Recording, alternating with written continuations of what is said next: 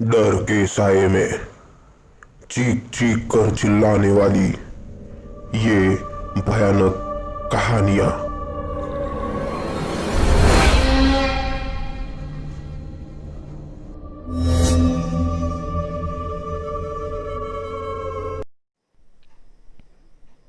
ये कहानी है हमारे सब्सक्राइबर वेदांत की। वेदांत और उसके दोस्त देहरादून घूमने गए थे। उन्होंने वहाँ बहुत सारी एंजॉयमेंट की। वो वहाँ घूमने आए थे। 3 दिन देहरादून घूमने के बाद वो लोग रानीखेत जाने वाले थे। देहरादून टू रानीखेत तकरीबन 300 किलोमीटर का डिस्टेंस था और 8 घंटे का सफ़र था। देहरादून एक खूबसूरत प्रकृति का सौंदर्य था, लेकिन देहरादून से रानीखेत तक का रास्ता बहुत डरावना और जंगली जानवरों से घिरा हुआ था। वेदांत और उसके दोस्त मोहित और ऋषिकेश ने अपनी 4 व्हीलर देहरादून में रखी, क्योंकि मोहित के पिताजी का दोस्त देहरादून में रहता था और उनका ट्रांसपोर्ट का बिजनेस था और उनका हर रोज़ ट्रांसपोर्ट का ट्रक माल की डिलीवरी के लिए देहरादून से रानीखेत जाता था। और इनके तीनों के घर वाले भी बहुत परेशान थे कि यह तीनों अकेले देहरादून गए हैं और देहरादून से रानीखेत का पहाड़ी रास्ते पर गाड़ी कैसे चलाएंगे। उन्हें डर था ये तीनों के घर में, लेकिन फिर पता चला कि मोहित के पिता का दोस्त ट्रक में से ये लोगों को ले जाने वाला है। तब उनके दिल में थोड़ी सी राहत महसूस हुई और आज रात को ट्रक निकलने वाला था। ट्रक ड्राइवर और मोहित आगे कैबिन में बैठे और वेदांत और ऋषिकेश ट्रक के पीछे वाले ओपन कैरियर स्पेस में बैठे। वो दोनों ट्रक के पीछे बैठकर ट्रक के पीछे का पूरा नज़ारा देख पा रहे थे। ड्राइवर कैबिन में 2 बड़े स्पीकर रखे हुए थे और ड्राइवर जोर से गाने लगाए हुए थे, जिससे ड्राइविंग पर पूरी तरह से ध्यान रहे और नींद न आए। रात को 10:30 बजे इन्होंने देहरादून छोड़ा और आगे कच्चे रास्ते पर लग गए।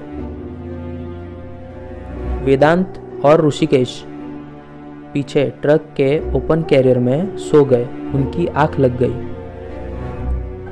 फिर थोड़ी देर में वेदांत बहुत जोर से खांसने लगा और उसकी आंख खुली।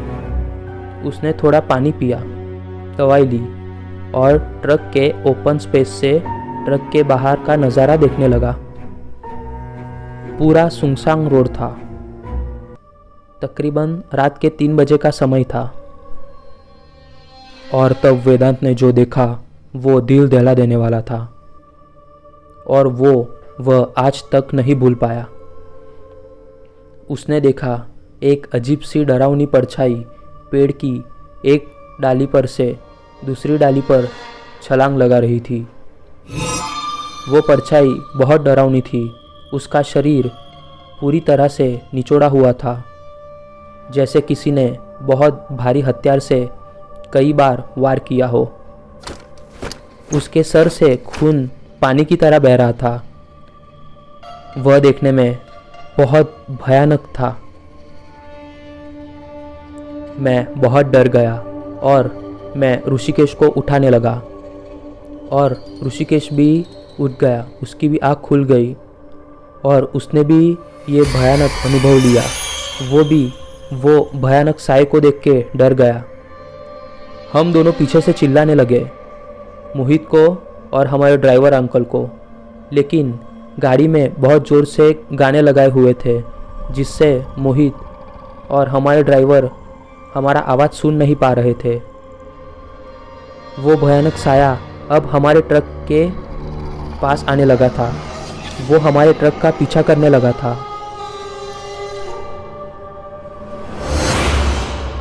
हमारे ट्रक की स्पीड कम पड़ने लगी थी और वह साया हमारे ट्रक के बहुत पास आने लगा। बस हमारे ट्रक के अंदर ही आने वाला था, तब अचानक से वो साया हमारे सामने से गायब हो गया। मैं और ऋषिकेश एक दूसरे की तरफ देखने लगे। अरे, ये साया अचानक से गायब कैसे हो गया? तब हमने देखा हमारे रोड के बाजू में एक दरगाह लगती थी और इसलिए वो शैतानी साया वह दरगाह के सामने से रोड पार नहीं कर पाया और वो रोड के आगे ना आ पाया और हम लोग बच गए। लेकिन ये भयानक अनुभव मैं आज तक नहीं भूल सका था। आज तकरीबन 15 साल हो गए इस बात को, लेकिन आज जब भी मैं ट्रक में बैठता हूँ या कोई भी गाड़ी में बैठता हूँ, तब मैं इस बात को हमेशा याद करता हूँ।